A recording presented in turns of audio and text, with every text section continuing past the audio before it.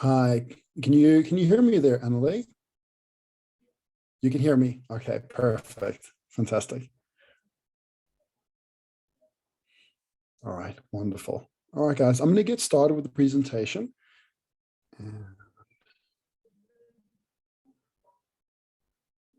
Okay, guys, thank you so much for attending. Today, we're just going to go into the intricacies behind a very interesting hormone, cortisol. So cortisol is a glucocorticoid that's released from the adrenal glands, and its main purpose is to enable energetic transference in the body. So it helps, in doing so, it helps a multitude of bodily systems and physiological functions, from that of cognition through to immunity, all the way through to even mitochondrial health to a certain degree. So just a little disclaimer here, guys. I will be sending this PowerPoint over to you once we're done. So all the material contained within this presentation is for your own use and purpose. Any recommendations put into this presentation are to be implemented in doing so. Great. All right, so a couple of common symptoms associated with cortisol imbalance. And this is a really great way to start and to determine whether or not that you might be suffering or struggling with your health due to poor cortisol efficiency, cortisol reactivity, or even cortisol communication within different bodily systems. So a couple of these are related to certain systems. As I mentioned before, cortisol is not just that of a stress hormone inducing stress responses in the body, but rather when we do induce stress responses in the body, they have a knock-on effect onto other systems in the body. And here we're going to touch a little bit on those symptoms and the systems that they might be impacting. So if you have any difficulty falling asleep, if you struggle in the mornings and you find a little bit of time to actually get into the gist of your day, or you're reaching for that cup of coffee in order to stimulate the activity and the energy that you require for that day, or even if you tend to be wired in the evening and you find it difficult to sleep, this is generally due to the poor nervous system's regulation of cortisol. Okay, and this comes down to how the hypothalamus communicates with the pituitary. And there's a multitude of reasons that could be instigating this. In particular, how the body utilizes inhibitory neurotransmitters such as serotonin, or even to be able to methylate serotonin into other hormones such as melatonin. And this has also an impact on other nutrients that might be depleted due to either high cortisol, or in the outcome of persistent and prolonged exposure to cortisol responses, a low cortisol may also deplete other nutrients as well. So cortisol is when we tend to be keyed up and trouble calming down, if you're getting anxious, if you're getting overly excited, or, this is quite common, especially for myself anyway, when I'm in the gist of really diving into some research, or if I'm finishing up another diploma, whatever it might be that I'm really involved in, I spend many hours behind the computer screen. Right? And you must remember, artificial stimulus like blue lights from computer screens also induce a stress response in the release of cortisol. And what happens is when we do this, we actually cause cholesterol, or the shift of cholesterol, to not production of neuroprotective androgens such as DHEA and pregnenolone. Interestingly, for pregnenolone, just everybody, there we go, cool. Sorry, Devel, so I just muted you for a second. Just let you know, Devel, as you just joined, we will do a Q&A at the end of the presentation. So then I'll let everybody open up to ask their questions at that point. So a very interesting point about pregnenolone is that pregnenolone helps to modulate two particular receptors in the brain, particularly the NMDA receptors, as well as dopamine receptors. So in doing so, what it does, it protects the brain from excessive excitation or excitotoxic excitation that can be induced by high amounts of dopamine, high amounts of glutamate, that can also be instigated due to high amounts of cortisol. So in a way, when we have poor availability of neuroprotective androgens, our brains are far more susceptible to damage that cortisol can create within them. If you have high blood pressure, this is generally the outcome of cortisol's impact to the immune system. So cortisol Yes, it helps with energy, but it also helps to modulate immune activity. It suppresses immune activity. Now, this may sound like a bad thing, but it's not entirely so. When we have insufficient quantities of cortisol, what may come about from that is actually autoimmune compromise. Autoimmune diseases are, in essence, when the immune system isn't able to regulate its activity in the best possible way, and it creates high amounts of inflammatory outcomes. And this causes destruction of a multitude of different cells, creating everything from your dermal layers right through to your cardiovascular systems, right through to your brain itself being impacted by inflammation. And so immune triggers that are impacted by cortisol would be an indication if you are struggling with highly elevated blood pressure. Headaches after exercising. Now, I definitely know that I struggled with this when I was competing in my bodybuilding days many, many moons ago. And this is generally due to an inefficient feedback loop of cortisol coming through from the peripheral nervous system to the central nervous system. In essence, if you don't have enough cortisol to contend with the demands that you're placing on the body, what will happen is that you will start to experience headaches. And this is due to the impact of poor activity as well. In particular, it can really compromise the folate pathway within our methylation pathway itself. If you're feeling wired or jittery after drinking coffee, I know a lot of people do, this is linked to the liver and the health of the liver. So when our livers are compromised, this really has an impact on how well we're able to contend with the impact of any stimulants that induce a cortisol response. And this is the first phase of detoxification. Compromise it, one of the most notorious of them would be excessive aldehydes that can be accumulated from various sources within the body. Clenching or grinding your teeth, particularly when we sleep. Okay, this is often due to tryptophan still. Now, tryptophan is an amino acid required to produce serotonin, as I mentioned to you before. And there are a multitude of reasons that can instigate our bodies taking tryptophan from where it needs to be directed through biochemical processes such as neurotransmitter production into producing, pardon me, would you mind just to put your speaker on mute? Everybody just... Ja, auf jeden Fall, auf jeden Fall.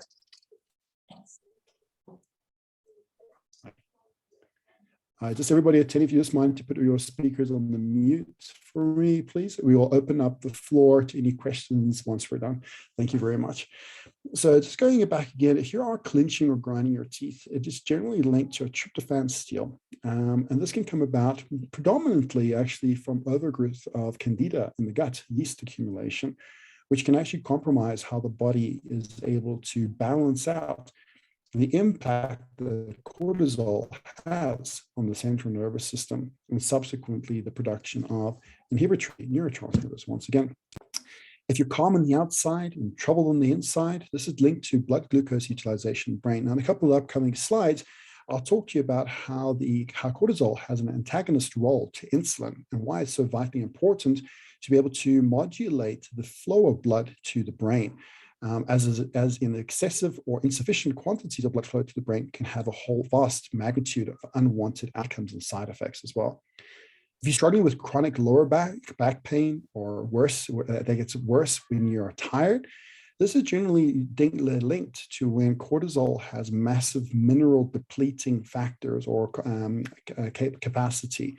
So when we have excessive amount of cortisol that's being released, or in certain cases, when we have insufficient quantities of cortisol that's being released, the balance of how we utilize minerals become disassociated. And this can also increase the risk of oxalate accumulation. And that's oxalates are a beast on its own kind, but that in instances where we have an insufficient quantities of available cortisol, oxalates can accumulate in our bodies, and this can create a lot of devastation to our bones, to our kidneys, to our cardiovascular system, not to mention to our brains as well. If you become dizzy when you're standing up, okay, that's linked again to blood pressure. And this is due to insufficient quantities of cortisol. Okay, so it's basically when the adrenals become overworked And often one of the biggest reasons why this happens is because of poor cytokine, which are pro-inflammatory agents, regulation. So when the body releases too many cytokines, it triggers the premature release of something called cortisol-releasing hormone from the hypothalamus. And this can really overwork the adrenals and become tired over time. The second two symptoms here that you might be experiencing is difficulty maintaining manipulative correction or pain up after manipulative correction. So this is when people have connective tissue disorders. And this is generally due, very, very interestingly, this is linked to poorer levels of sulfation. And sulfur donors massively become depleted when we have high amounts of cortisol because of the impact that it has to immunoglobulin activity. And subsequently, when our immunoglobulins become deficient or depleted, our ability to be able to metabolize sulfur also becomes somewhat compromised. To that further extent, when we aren't able to utilize sulfur in the best possible capacity, the increase of aldehydes accumulate, and this causes liver toxicity as well. Arthritic tendencies, allergies, or hives, this is all linked again to an imbalance of gut flora. If you have a craving for salty food, an excessive craving, and if you can't have your food without putting extra salt onto it, this is generally linked to a poor state of anion gap, which is linked to how well the body is able to balance out intracellular and extracellular hydration within the body. So in other words, how acidic or alkaline your body is will have an impact as to how much salt you crave or the need that you have to add extra salt to your food to try and, should we say, spur along the adrenals to work harder than what they're capable of doing, generally because of overworking them due to poor balance and utilization of anions and cations in the body, namely sodium, potassium, chloride, and bicarbonate. If you perspire easily, this is something I also personally struggled with in the past, and this is generally linked to liver toxicity due to aldehydes. All right, so very interesting to note that aldehydes are often the outcome of two major factors. One, the insufficiency or and the availability of particular nutrient precursors required for aldehyde dehydrogenase activity to take place. The second is the actual reason as to why aldehydes come into effect, and that's generally because of unwanted bacteria consuming alcohols, fermenting those alcohols, and actually creating excessive aldehydes to take place. Yawning in the afternoon actually linked to poor levels of vitamin B1, and this also has an impact onto blood glucose regulation as well. Thiamine plays a huge role in how well our bodies and our brains are able to utilize glucose. Chronic fatigue, or if you get drowsy quite often, this is due to high rates of lipid peroxidation. Lipid peroxidation is what we don't want. This is when our cell membranes become unstable. And when our cell membranes become unstable, we have mitochondrial damage and accelerated aging, to put it mildly. Afternoon headache, and this is clearly linked to pancreatic insufficiency. Now, when we have excessive cortisol, the pancreas also takes a big knock in having to deal with excessive cortisol because of the impact that it has on immunoglobulins in the gut, and also the impact that it has on mucosal cells in the gut. So the pancreas always tries to maintain harmony in the pH throughout the gastrointestinal tract. And when we are exerting a lot of cortisol, eventually the pancreas becomes exhausted in trying to combat the acidic effect that the cortisol may have on immunoglobulins, particularly serum IgA levels becoming depleted. Asthma, wheezing, difficulty breathing, all again linked to poor mineral utilization. In this particular case, poor mineral absorption, okay, coming through from gut permeability issues. Pain on the medial or the inside of the knee, linked again to poor sleep qualities. So in particular, when it comes to deep wave sleep, this has a massive impact on how well the control centers in the brain are able to regulate precursor hormones relay to the peripheral nervous system, telling our adrenals to be able to release cortisol as and when we actually need to, not prematurely so. High levels of cortisol actually deplete increase the outcome of something called 24-alpha hydroxylase, which decreases the ability for our bodies to be able to convert vitamin D, utilizing it more effectively. Okay, so those are a couple of the symptoms and signs and symptoms that you may have experienced that may be an indication that you actually are struggling with your cortisol production or the insufficient ability to be able to produce cortisol. But I want to get into firstly the mechanics. How is cortisol actually produced? Well, first and foremost, it is the communication between the peripheral and the central nervous system that enables cortisol to be produced for the purpose to be able to liberate glycogen into glucose for the brain to be able to utilize it. Why? Because the brain cannot store glycogen. Okay, it requires glycogen from our blood streams in order for it to be able to fuel energetic processes through different components of its function. So what happens is the hypothalamus initially releases something called CRH, corticotropin releasing hormone.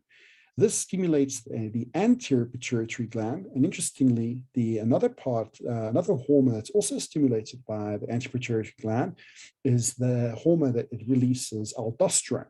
Okay, or instigates the release of aldosterone, which is a mineralocorticoid.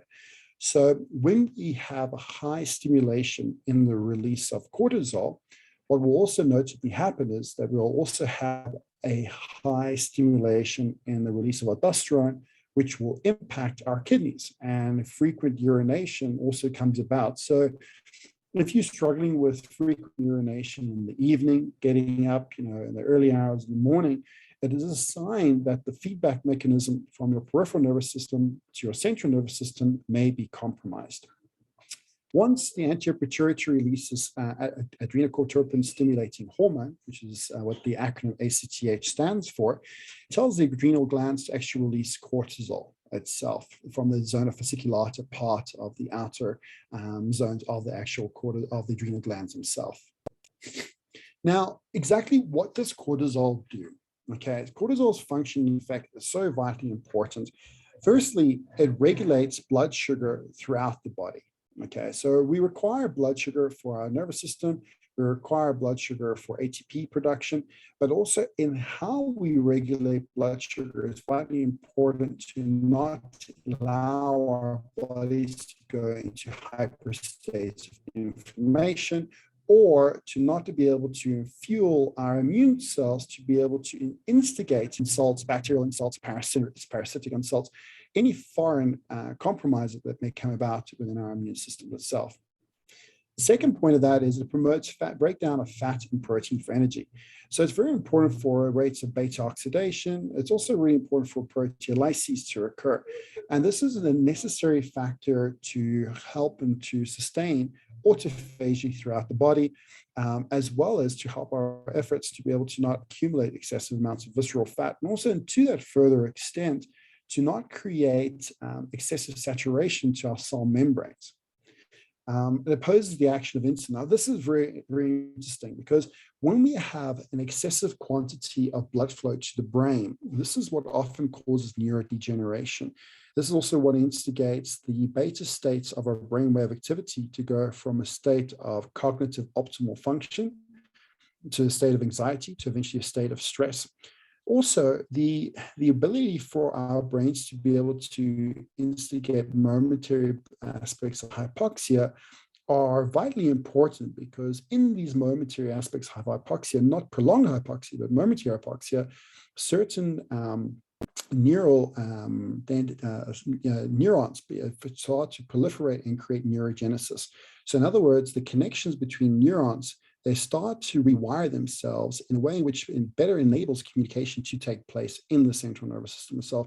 And this can be really useful for traumatic brain injury, but also for those who suffer from any type of neurological disorders such as ADHD, bipolar disorder, schizophrenia. A lot of these psychiatric disorders actually come about because of poor regulation of blood flow to the brain. So having healthy cortisol is vitally important, not only for our efforts to burn fat, for our efforts to be able to regulate immunity and to produce energy, but very much so important for what happens in our nervous system, in particular our cognition of the brain. It increases blood pressure. Now, this is vitally important to enable blood flow throughout the body. Without sufficient amount of cortisol, our blood pressure starts to decline. And this is where we can have hypoglycemic effects come into place, which can be quite dangerous, actually life-threatening at cytokines. And it also decreases the immunity by suppressing function of T cells. Now, obviously, dependent on the duration, detrimental, but in certain instances, when the immune system is overactive, when it's being contending with a persistent environmental pollutant or a persistent environmental insult, like a bacterial insult or parasitic insult or a mold or even mycotoxin itself, cortisol plays a huge role in not allowing the immune system to become excessively active, creating autoimmune dysregulations and unwanted effects such as Hashimoto's thyroiditis, lupus, fibromyalgias, polymyalgias, just to name a few of a multitude. Even rheumatoid arthritis can be the effect and the outcome of poor cortisol function and release as well. Regarding the HP axis, the hypothalamus pituitary adrenal axis is what that stands for. This is basically how the peripheral nervous system communicates with the central nervous system. And when we have healthy feedback loop operation, what happens is our immune systems become balanced, our mitochondria are well balanced, our energy processes are well balanced, and very, very importantly, our inflammatory reactions are also well modulated. And inflammation is one of the key things to take home here, guys, because when our inflammatory reactions become imbalanced and dysfunctional, what happens is disease starts to set in. So, cortisol is a big hormone to modulate in the prevention of disease. When we don't modulate it, however, poor feedback loop can result in low liver glycogen, which means, the glycogen in our liver is the main source of glycogen utilized in our brains. So when we have low levels of glycogen available, generally due to fatty liver buildup, which is often the outcome of excessive cortisol exposure for long periods of time, what happens is that our ability to be able to balance neurotransmitters becomes imbalanced. In other words, we might have an excess of excitatory neurotransmitters such as dopamine causing neurodegeneration, or an insufficient quantity in the production of gamma-aminobutyric acid, which causes desensitization to excitatory neurotransmitters, which are meant to help us to be able to focus and stay driven. Prolonged stimulation of cortisol can create atrophy to visceral fat. Now, also interestingly, it can also create liberation of fatty acids from the adrenal gland itself. So the concept of adrenal fatigue is a little bit erroneous in how we understand it to be. It's rather the feedback loop mechanisms that become dysfunctional rather than the adrenals becoming fatigued. However, in cases of extreme cases whereby we have prolonged stimulation of cortisol, what can happen is that we do liberate a lot of the free fatty acids from the adrenal glands, and this can actually cause adrenal glands to atrophy themselves as well. And furthermore, to that point, when we have prolonged stimulation of cortisol, decreasing visceral fat stores initially, and a lot of you are probably asking, but doesn't cortisol increase visceral fat? Well, it's actually the desensitization to the hormone that can instigate that, but most likely and more commonly, it's actually the inefficient quantity in the production of cortisol that actually causes an increase of visceral fat, rather than the initial burst and the heightened production of cortisol itself. So, but what happens further to that point is that the regulation of adaptive immunity, so we have two major immune systems, our innate and adaptive immune system. Now, adaptive immune system create antibodies in essence. So our ability to be able to create antibodies really drastically declines when we have prolonged stimulation of cortisol. It increases neurotoxicity because of the impact, again, that it has on NMDA, glutamate receptors, and subsequently how that can also impact the methylation pathways, decreasing our ability to be able to detoxify dopamine, as well as to be able to increase the production of gamma-aminobutyric acid. Decreases slow wave sleep. Slow wave sleep is so very important because slow wave sleep is where we actually have lymphatic drainage occur. So that's the lymphatic system in the central nervous system. So when we decrease the quantity of slow wave sleep that our body is able to go through, in essence, we accumulate toxins in the brain. Okay, and this can lead to unwanted diseases such as Alzheimer's, such as Parkinson's, just to name a few. And it also induces premature cellular aging as well. Okay, so what exactly can create a chronic stress response from occurring? If you guys look at this table on the left here, there are a couple of psychological factors that can contribute to it, but I just want to put a point here to emphasize is that it's not necessarily all the factors that are in your control. In other words, how you think, the lifestyle factors you take into place that can also influence cortisol. Although these factors are very important to modulate and to make efforts to rectify, there are other factors that can also impact this. And this is where the work that I do with Dr. Nishvitz comes into play, because there can be hidden persistent environmental pollutants or hidden persistent environmental infections, such as bacterial, mold, parasites, that you may not be aware of, that are causing an underlying continual immune suppression. And in doing so, what the body will do when anything's trying to suppress the immune system is heighten the release of cortisol. So, but a couple of things here, depression, guilt, overworking, especially when you're behind a computer screen for prolonged periods of time, which creates a huge imbalance of photobiomodulation to the nervous system, can also massively impact how the release of cortisol. Excessive exercise. And I see this is quite often. A lot of people are like, how can excessive exercise, have an impact onto a person's ability to be able to burn fat? And quite honestly, it really does. And I see this when, over the years, I've helped a lot of, corporate executives, everybody from high-powered lawyers right through to bankers, just to name a few.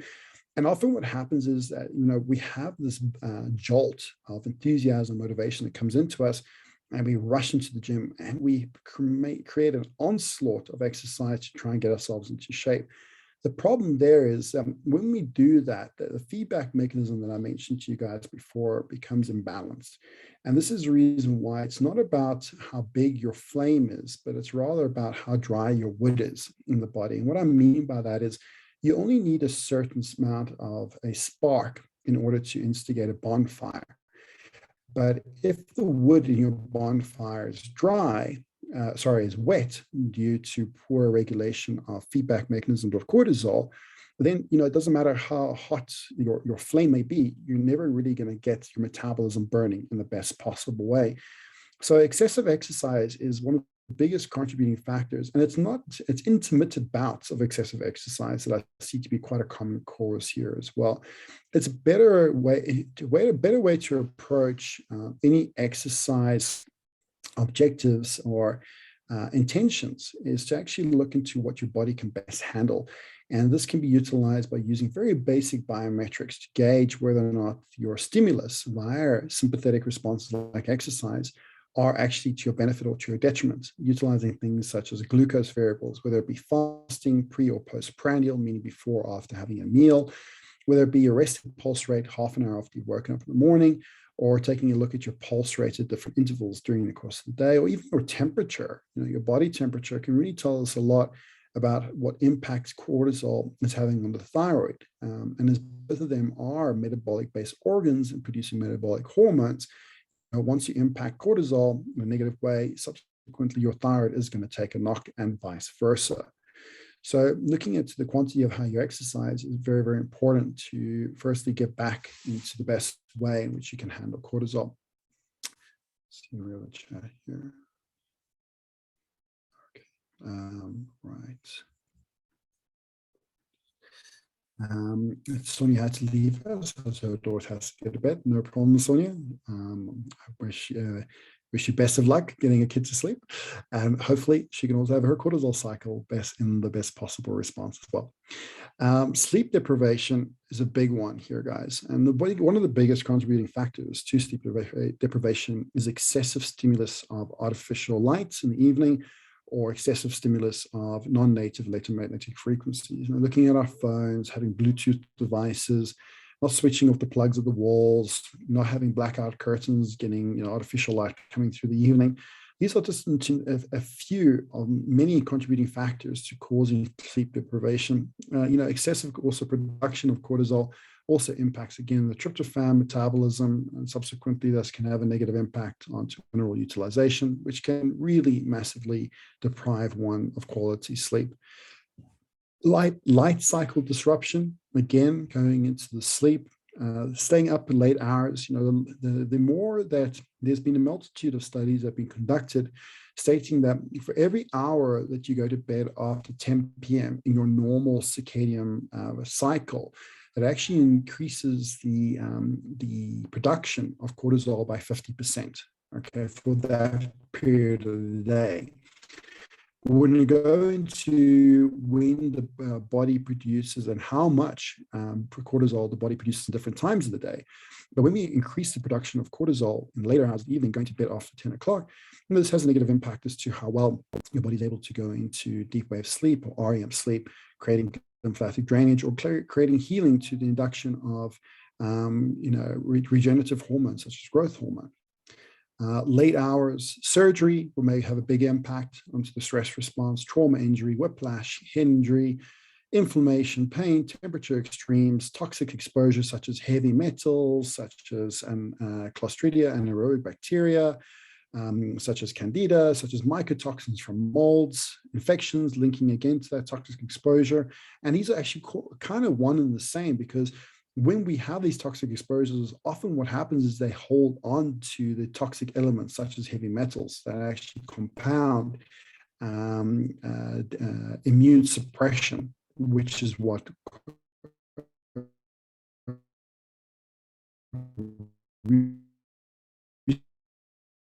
which is the reason as to why cortisol production is heightened and liberated in non-native electromagnetic frequencies, radiation, geophysical locations. If you're flying all over the world and traveling quite often, this can have a definite impact onto your circadian rhythm, particularly a component in the brain called the suprachiasmatic nucleus, which can really throw off the regulation between the hypothalamus, pituitary, and subsequently the adrenal glands as well. Malabsorption of nutrients can have an impact of cortisol production and secretion. Maldigestion, illness, low blood sugar due to poor diet. Very important with this point here, guys, if you are struggling with any of the symptoms that I mentioned before in the signs and symptoms slides in the beginning of this webinar, I would strongly advise for you not to implement any type of fasting protocol up until the point of which you have regulated your cortisol function. You see, when we instigate fasting, there's a multitude of benefits to fasting. So I'm definitely not disputing that. However, when we do instigate fasting prematurely, when we instigate fasting in the wrong environments and circumstances, what happens is the body needs to liberate glucose if you're not having any calories coming in. And it does this by releasing catecholamines or glucocorticoids, i.e. cortisol. So if you have poor cortisol modulation and you're accelerating the whipping of your adrenal glands by instigating a fast in the wrong circumstance, it can really create a negative outcome to that feedback mechanism of the cortisol cycle itself. Nutritional deficiencies, allergies, histamine reaction, mast cells, making sure that they are stable. A whole host of gut disturbances, imbalances of GI endocrine hormones, gastrointestinal endocrine hormones, not just sex hormones, but gastrointestinal hormones, can instigate allergic responses. And also mast cells have dysregulation has become an increase or has increased due to post-COVID exposure as well. So it's very, very important to look into what's going on in the immune system and whether or not mast cells are also contributing towards poor cortisol cycling and feedback mechanisms. Specific foods, especially allergens, if you have a sensitivity or if you have an allergic response to certain foods, can also instigate immunological responses, which can heighten the release of cortisol. Mold and pollens. Mold's a big one for cortisol dysfunction, guys. And that's a whole presentation on its own. But just to emphasize here, again, what Dr. Nishvitz and I do together is that we not only help the body to get rid of heavy metals, but we also look as to where the body could be holding on to foreign species, particles, insults, such as mold, and we remove that with due care and due support. We don't just remove it on its own, but we obviously support the body in doing so. And in doing so, it enables the body to be in a better position to contend with heavy metal insults which, as many of you will know, creates huge devastation to our endocrine system, neurocrine system, and our immune systems as well. Okay, guys, so the cortisol awakening response, right? So when we wake up, 30 minutes after you wake up, this is where your body should be increasing the release of cortisol. If this does not happen, it's a sign that the central nervous system is not responding in the best possible manner with your peripheral nervous system to instigate the release of cortisol. And then you want to start looking into, guys, into your methylation pathways and whether or not there's a compromise in methionine synthase due to aldehydes, or whether or not you have an insufficiency of vitamin B6, or possibly whether or not you have DNA, hereditary DNA dysfunction toward being able to methylate certain pathways in order to produce specific inhibitory neurotransmitters as well. And this can also come by how the body uses folate, B12, and B6. Now, as we wake up, so initially when you wake up, your cortisol levels should be about, this is optimal levels, 12 nanomoles per liter. 30 minutes afterwards, 13 nanomoles per liter, and then 30 to 60 minutes afterwards, this is where it really ramps up. So as I said, after half an hour, cortisol really jumps up quite extremely so. And this is a healthy sign that your central nervous system is working along with your peripheral nervous system to instigate a healthy cortisol outcome. And in doing so, this gets your body, liberates a lot of energy. Your body goes through a controlled period of catabolism to create an opportunity for optimal anabolism when testosterone starts to peak 3 to 4 hours later after this initial response. As we get to the point where testosterone increases, cortisol starts to come down. And in the evening, you'll find that when we are producing more serotonin, and also when we are reducing the sympathetic drive of our nervous systems, cortisol should be low. Now, as I mentioned to you before, if you're staying awake, beyond 10 o'clock in the evening, in the studies, multitude of studies have said that this level can actually increase by 50%.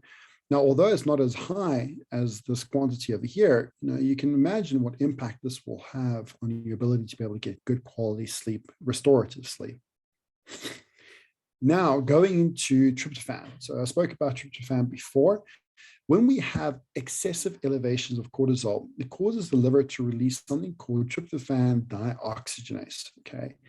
And what this does, it basically steals tryptophan from our bodies to be able to further fuel the production of something called quinolinic acid, which is extremely excitatory to the central nervous system, keeping that activity of the cortisol drive on the go. Now, this also has an impact because when we increase the production of TDO, the likelihood and the increase of IDO, which is actually from gut toxins, is also increased because both of them fuel the kynurenine pathway to increase the production of NAD. Now, you may be asking, isn't NAD helpful to the mitochondria? Yes, sure it is. However, when we have immunological compromise, a lot of the white blood cells, and even particularly some of the viruses, actually steal NAD or tell, in particular, viruses can tell our body to produce more of it, steal that NAD to further fuel their own proliferation, and depriving our mitochondria of the required NAD to be able to fuel oxidative phosphorylation pathways. Quinolinic acid is extremely excitatory to NMDA receptors, and these are very important to modulate how our bodies utilize glutamate. And glutamate is very, very important for the limbic system. It's also very important for learning new patterns and also for memory recall in the hippocampus. So if we don't have enough of it, we find that our ability to be able to have optimal memory recall declines, as well as we might find that we have deficiencies of motor neuron patterning as well.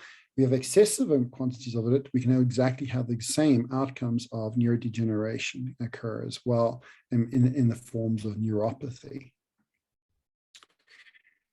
Now, going into other contributing factors that can actually increase the drive of cortisol, coming to bacteria. Now, particular Clostridia. Now, you get healthy Clostridia species and unhealthy Clostridia species. We're talking about the unhealthy Clostridia species over here. They can produce organic acids, namely called 4-cresol and HPHPA. Now, in the production of these organic acids, what they do is they inhibit an enzyme called dopamine beta hydroxylase.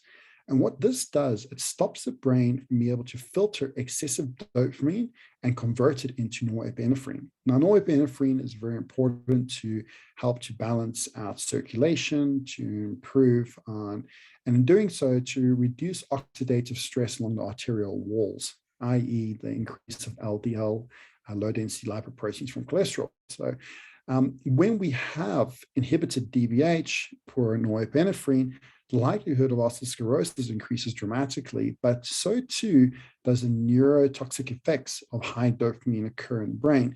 And this really impacts not only our central nervous system, but also our overall cardiovascular system, and that it depletes glutathione stores.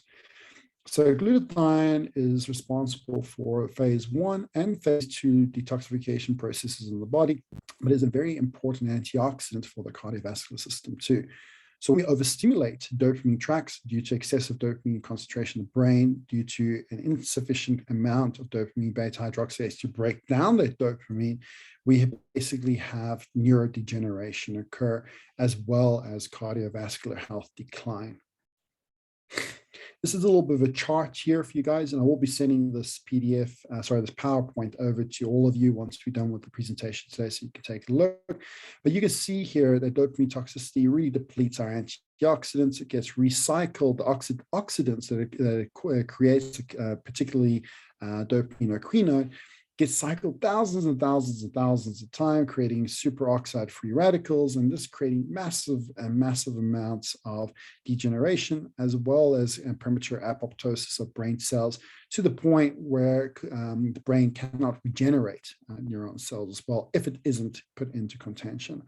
And I do wonder whether or not this is in previous years, prior to this knowledge of how gut toxins can impact certain enzymes in the brain, whether or not this could have been a contributing factor to the onset of Parkinson's and Alzheimer's in many former generations, and may have not known, or even to current times may not have known or don't know the impact that particular species of Clostridia or even Candida can actually have an impact on tyrosine metabolism and dopamine toxicity can ensue from that. All right, guys, so there are 3 feedback dysfunctional stages. So not cortisol fatigue, not adrenal fatigue, but feedback loops. You really want to think about this in terms of a nervous system, as to how the nervous system communicates between the central and the peripheral components. So the first feedback mechanisms is stage 1. What you will find here is you'll have normal high morning cortisol, and this is in relation to the former slide that I had here on the optimal ranges, what cortisol should be in different times of the day. You may have normal or high afternoon cortisol, but you have low afternoon cortisol, low nighttime cortisol. And very importantly, the DHEA ratio is not in favor of DHEA, but rather of cortisol. In other words, you don't have enough DHEA to be able to protect your nervous system from the outcome of excessive amounts of cortisol. The second stage dysfunction is a little bit more severe. So this is a steep drop after the awakening cortisol awakening response. So instead of having that nice rapid rise, this does not happen. So you have normal waking cortisol, but that period between 30 and 60 minutes after waking, where your cortisol should be increased, that isn't happening in the way in which it should do. You have low morning cortisol, afternoon and evening cortisol. Sometimes evening cortisol may actually be elevated, creating dysfunctions to the circadian rhythm, and in particular the suprachiasmatic nucleus. And now stage 3, this is really, on the point where we can even develop Cushing's disease here. And this is where, low waking cortisol can come about, low morning cortisol come about, low afternoon cortisol, and low evening cortisol. So this is really where a lot of autoimmune diseases can arise. Okay, so a few botanicals. There are a multitude of strategies that one can employ in order to regenerate one's cortisol cycles, as well as adrenal health and overall metabolic health for that matter. But in order to be able to ascertain what is actually contributing to the dysfunction of your cortisol cycling, it's very important to firstly ascertain what's going on with your tyrosine metabolism, what's going on with your tryptophan metabolism, and whether or not lysine or arginine are either contributing towards the problem or can be alleviating the problem itself. And this is all linked again to mitochondrial health, to microbiome diversity, to insults going on in the liver, pathways of methylation. And the best way to really ascertain what you need to do for your particular individual case is to do molecular diagnostics. But prior to doing molecular diagnostics, is to actually go through a comprehensive symptoms analysis to determine where it is within your body that you actually need to invest in diagnostic to determine what's going right, what's going wrong, and what needs to be done in order to upgrade your body's cortisol response. But a couple of botanicals here that work really well just to try and alleviate a lot of the cortisol imbalances and stress responses. Ashwagandha can really work well in alleviating insomnia, which helps to repair lymphatic drainage, to improve growth hormone outcomes. It can also have a modulatory role in cortisol as well. So what I mean by that is it can improve production as to when it's needed and reduce production as to when it's not. All right, so as a modulator itself, has neuroprotective qualities and also helps to restore synapses that have been impacted due to neurotoxicity.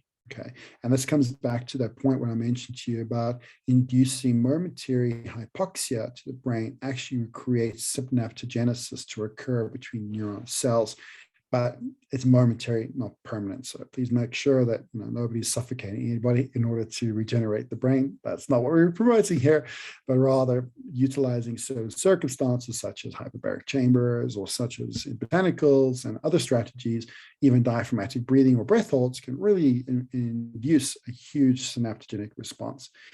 Rhodiola decreases stress-related fatigue, improves mental clarity. This is really also useful for those who have dopamine deficiencies. Astragalus also really increases the ability to be able to handle stress. Also helpful for the immune system, which is associated with adrenal dysfunction, i.e. autoimmune compromise, where the cortisol is not able to dampen the immune response, which causes a heightened inflammatory outcome. Cordyceps, one of my favorite things to utilize here, really helps exercise tolerance, post-exercise fatigue. So especially if you get those headaches after you've exercised, guys, this is a really good product to use in order to stabilize that, and also helps to stabilize blood sugar, not allowing you to, or reducing the likelihood of you going into hypoglycemic states after exercise or even during exercise. Schizandra, now this is also a great botanical utilized to improve performance and endurance, and also modulating the immune response. It's also very, very useful actually for people who have bile insufficiency. And often bile insufficiency comes about due to an overgrowth of a candida or yeast in the gut as well. So this can actually be very useful as an adjunct to your therapies to modulate the gut response. Holy basil, not anything with holy basil, it works really well. But if you have stage 2 or stage 3 feedback mechanism dysfunction, I would not recommend its use because it actually can reduce your cortisol production even more so, particularly if you're having compromise in the 30 to 60 minutes after waking up cortisol response. Korean ginseng, absolutely amazing, but again, be very careful for people that are on stage 3 cortisol dysfunction. It can be hyperstimulatory to them, so very start off slow rather than going up high. And magnolia is amazing. It's really great for those who are having poor sleep, experiencing anxiety due to poor gamma-aminobutyric acid formation. This can be due to poor vitamin B6 depletion for a multitude of factors. Magnolia can be a great adjunct to that as well.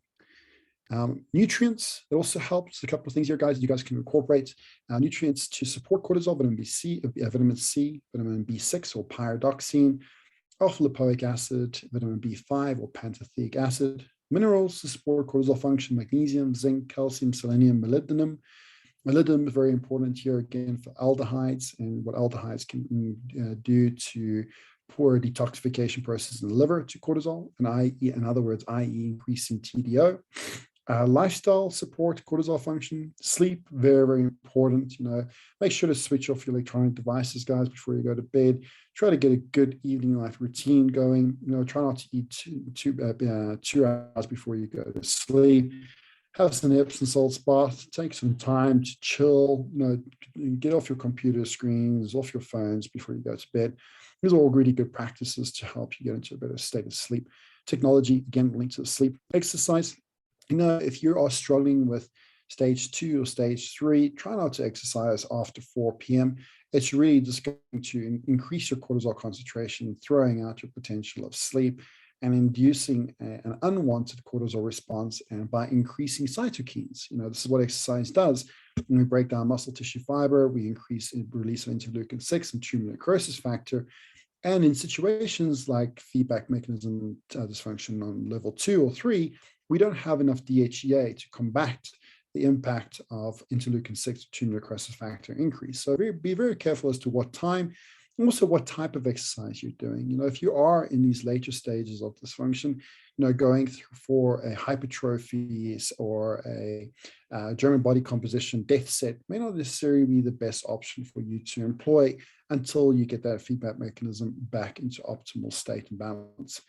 Social interactions, I think that speaks for itself. You don't want to be going to nightclubs and bars and all those social events. If your cortisol is not functioning well, it's just going to make things a lot worse, particularly noise pollution. And also what really helps well is, reflection and meditation, and putting ourselves in those theta states can really be restorative to the components within our nervous system, both peripheral and central, to be able to help our bodies to reduce that chronic stress response, or to reduce the impact that stress may have, or the perception that we may have to stress, and subsequently the impact that our bodies may have in the production and proliferation of cortisol. For a little bit more of an accurate depiction of what you guys should be actually doing, I always advise, first and foremost, to fill in this little form here at the bottom, which is our symptoms analysis form here, guys. I will post this also on the upcoming email that we have launching next month. You guys will also have this link available, but for everybody that's attended this evening's call, will get this PowerPoint presentation available to them, in addition to being able to access this particular web link. And in this web link, it goes through the symptoms of all 16 major body systems, and it gives you an indication of where there's a priority of dysfunction and what we need to do in order to deal with that dysfunction itself. Furthermore, once you've done a good symptoms analysis, which only pretty much provides you with a provisional diagnostic, kind of similar to what you would get in the doctor's office. However, instead of prescribing you drugs just based on your symptoms, which I think is completely erroneous, we utilize that to determine what tests are actually needed in order to determine where you need to go. However, when it comes to cortisol, my favorite 2 tests to utilize to determine, cortisol feedback dysfunction would be organic acids test, for the purpose of not necessarily seeing what cortisol is doing, but rather see what the body's holding on to that can create a dysfunction to how, the body's able to utilize amino acids that fuel the cortisol pathway, or how the body's able to support methylation pathways to support the cortisol cycle itself. And then dried urine and hormone analysis. This also not only gives us the hormones, but also gives us a lot of the analogs to those hormones and the enzymes required in order for hormone conversions to take place. And, when we're looking at hormones, particularly sex hormones or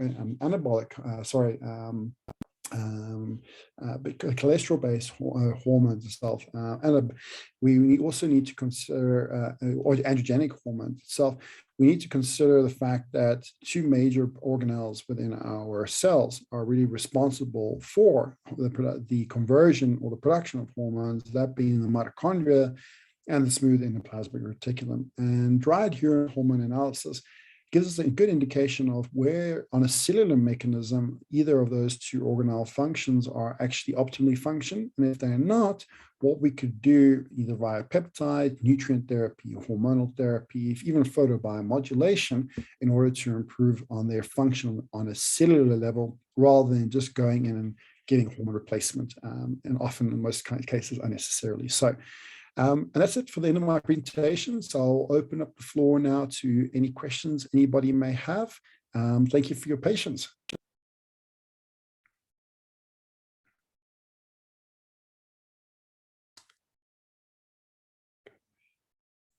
All right, I will just go down the list here. Amin, I'm just going to ask you to unmute your, so everybody, you can feel free to unmute your speakers if you wish to do so now, and you can post your questions either via the messenger, or if you like to ask them questions, feel free to do so.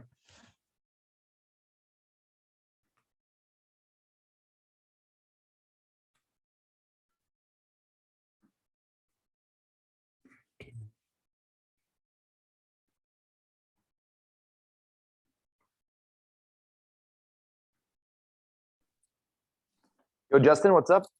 Hey, Dr. Nishvitz, good, thank you. How are you? I'm good. I like listening to your webinar. It's amazing. So many gems, bro. Really, really good. Hey, great, awesome. I'm so glad to hear it, especially coming from a fellow Avenger in the game of health. Yeah, we're not yet decided because it's clear that one health Avenger is Justin, and he's clearly the Hulk. And we were deciding if I'm Captain America or Thor lately. But yeah, Captain America. For sure. For sure. The idea is for you guys to make health fashionable, to make this information easily digestible, and we funnel it down so you can optimize your health on an easier way. But obviously also me or Justin, we all have our coaches and co-trainers and outside POVs that are always necessary. Even me, so Justin is also working with me, optimizing my health, even though you sometimes think you know a lot, but there's always more to find with when you four eyes. I don't know what you say in English, but four eyes is better. And you can clearly see that he's the legend when it comes to hormones. And the thing with the knee was amazing. I didn't know that if you have a pain inside your knee, that this is correlating to your sleep. That was a good one. Yeah, very much so. Yeah, definitely. It's called the pezocernocide. And there's a visceral somatic reflex that actually has to do with the adrenals being overworked. But in particular, why that fascial line becomes tight is because the adductors become compromised. And that's due to the diaphragmatic rhythm falling out of sync. And this comes down to deep wave sleep compromise. When we don't get enough deep wave sleep, the production of growth hormone subsequently declines. And growth hormone plays a huge role in how our diaphragm actually regulates its rhythm as well. Yeah, warte mal ganz kurz, ich rasiere. Yes, and actually we found on my blood work that I had super high morning cortisol. I just showed it that it was like, I think it was 340 instead of 280. And is it stage 1 adrenal burn, or is it just that I have crazy adrenals that can produce so much? No, it's actually more, it is in keeping with stage 1. And the reason for that is because of the imbalance between your DHEA levels and overall cortisol. So it's not just about the inefficiency of the production of cortisol, which can be obviously a symptom of feedback mechanism, but it can also be about a feedback mechanism or heightened cortisol production compromising the ability for the mitochondria to be able to firstly synthesize cholesterol into pregnenolone, which helps cortisol, but furthermore, to be able to have smooth endoplasmic reticulum convert that pregnenolone into DHEA. So it's the smooth endoplasmic reticulum that has a big impact on this. And what really causes protein coupling from the smooth endoplasmic reticulum is high amounts of oxidative stress, which is what cortisol creates. So in your initial case, it was the ratio between DHEA and cortisol were out of sync with one another. And this is what instigated us to be able to determine that it was feedback 1 mechanism dysfunction, because of the compromise it was causing to redox activity, not allowing your body to be able to subsequently produce enough DHEA through your pregnenolone stores. So you see, guys, why I call him the blood detective. And so with this feedback loop, we went deep into next level diagnostics. We did the organic acid test, and we did GI map and hormones and everything. And then we finally found that at the core front of my optimization protocol was like one bug, like a bacteria, H. pylori, in my in my stomach lining, most likely, that was causing all the trouble. Also, obviously, due to the fact and on the fact that I'm a dentist and I had worked with a ton of heavy metals and having myself like in a cryptopyroluria and so, yeah, like let's say the terrain is not ideally. So we are on the way to becoming superhumans here. And I mean, there's so many big changes already happened with that tryptophan metabolism, with your biomechanics. And that's also something just guys just to take into account. If you have structural imbalances issues, so if you have a constant pain in your neck, constant pain in your back, knees, and you're having to see your chiro or your Justin, osteopath quite often. Yes. Yes. I have to mute again because I'm in an appointment. I just wanted to jump in real quick. No amazing, problem. Thank amazing you so much. Thanks, Dr. Nishvitz. Appreciate you, man. Appreciate you. Take care. So yeah, just as I'm mentioning, with Dom's case, when it comes to repairing how our bodies use tryptophan, it also helps us to be able to utilize serotonin more effectively for hemispherical symmetry. And what this does, it enables our bodies to be able to hold manipulative corrections more effectively. So what you'll find is that if one side of your shoulder is pulling more forward and one foot is turned out more so than the other side, this is actually a sign there of an imbalance of serotonin production, in particular, or utilization actually for that matter. And this causes what a coined term in functional neurology called pyramidal paresis. So when we are able to restore this, all your efforts in the gym and all your efforts with can really be subsequently accelerated in terms of the efficacy of the outcomes, because we're dealing with the biochemistry's impact on the brain and how the brain basically perceives where the body is in space and time. Guys, just looking at a couple of questions that have come up here as well. Yes, you guys will be getting the recording. I do apologize. We are having a little bit of issues here with the internet in South Africa for the last week. So I did do my best to try and get the recording as stable as possible, but I know that there were a few moments of interruption, but I will be sending the recording over to everybody so that you can watch it again. I hope that you guys were able to get the most important gist of the presentation. Please do reach out if you have any other questions that you may have found to be a little bit elusive because of the recording. Again, I do apologize for the internet connection issues that we are having here. And a little bit of a question that was posed by Amin over here. I hope I'm enunciating your name properly, Amin, A-M-I-N-E, Amin. And it was about the impact it was having on your menstrual cycle. Yeah, so when it comes to fasting, you have to be really careful the impact that it can have on the menstrual cycle because of the subsequent impact that it can have on cortisol liberation too. Often what can happen is that if there's too much stress, you must remember progesterone is a precursor hormone to the production of cortisol. So if you are demanding high amounts of cortisol to be produced, you are going to get a progesterone steal. And this will definitely have an impact onto your menstrual cycle, particularly in the luteal phases of the menstrual cycle itself. So again, I have to stress to you guys, fasting is a great modality, but it's not meant to be a permanent fix in nutrition. I think this is where media can sometimes overemphasize or glamorize, whether it be Atkins or the carnivore diet or whatever it might be. These are all great. They're just strategies to be employed in a certain period of time in order to induce physiological change, but not meant to be there as a permanent fix. Even the keto diets, it's great, but it's not meant to be there as a permanent fix. Actually, ketogenic diets, if they are prolonged, they can really create negative impacts into acetyl carrier proteins, right? And the impact oxaloacetate has in the tricarbolic acid cycle. And actually for, ketogenic diets are targeted to help fatty liver, which they do initially do, but if they're prolonged, they can actually increase fatty liver buildup because of the negative impact they have on specific enzymes within tricarbolic acid cycle as well. So again, it's really to be taken into context of where the person is in the state of time, whether or not a dietary plan is beneficial or detrimental to their health as well. So I hope that answered your question, Amin. Any other questions that anybody may have?